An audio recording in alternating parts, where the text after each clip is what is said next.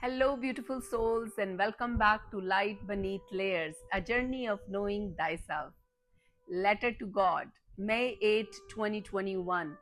Dear God, I'm writing to you with a heart full of questions, wonder, and weariness. I do not fully understand what you do or why you allow what you allow, but I see the patterns unfolding in this world and they stir both awe and heartbreak within me. I see this division people speak of light and dark, God and Satan, two forces pulling at the soul of humanity. We were taught that you are good and Satan is bad, that we must destroy the dark and cling to the light. But no one ever taught us clearly and loudly to turn inward, to look at the shadows within ourselves and to heal there. Only a few rare teachers and awakened voices remind us to go inside to reclaim power, peace, and presence. When we do, the darkness begins to lose its grip because awareness itself is a light that cannot be dimmed. Still, God, I find myself asking, how did we end up here? I have heard that in the beginning we were created from breath to heart and then to body, pure essence giving form. If that is true, then how did humanity become so obedient, so silent, so willing to follow without questioning? Maybe it is because knowing is painful, because once we know, we must act, and acting requires energy that so many of us feel we do not have. So we run after money and comfort while our bodies cry for nourishment.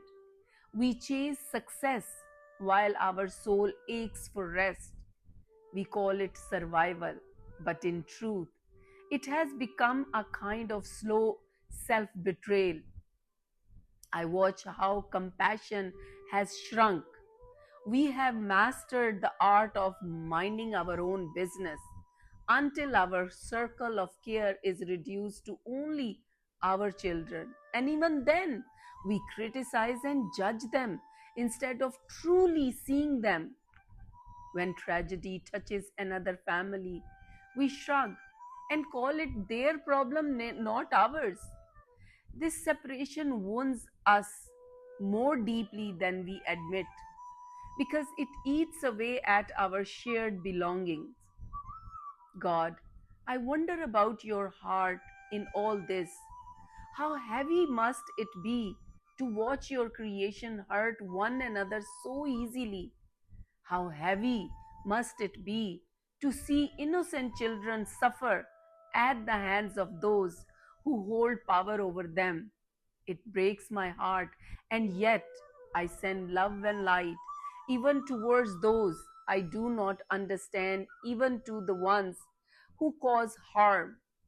From my end, I forgive, not because it is easy, but because I know it is the only way forward. Forgiveness does not erase responsibility, it simply frees me from carrying the poison of hatred. It is what the masters taught.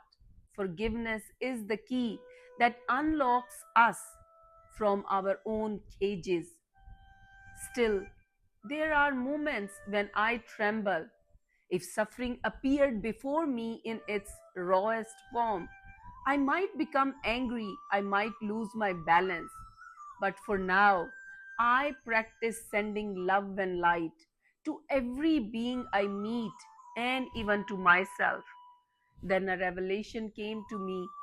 At the end, there is only one soul, you. And in that truth, all of us will become one again.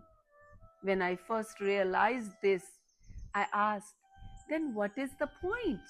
Why create all this pain, all this illusion? And the answer I glimpsed was startling. It is all a game of experience. a theater of contrast, like a child setting up a grand stage. You split the same material into light and dark, not to destroy, but to explore.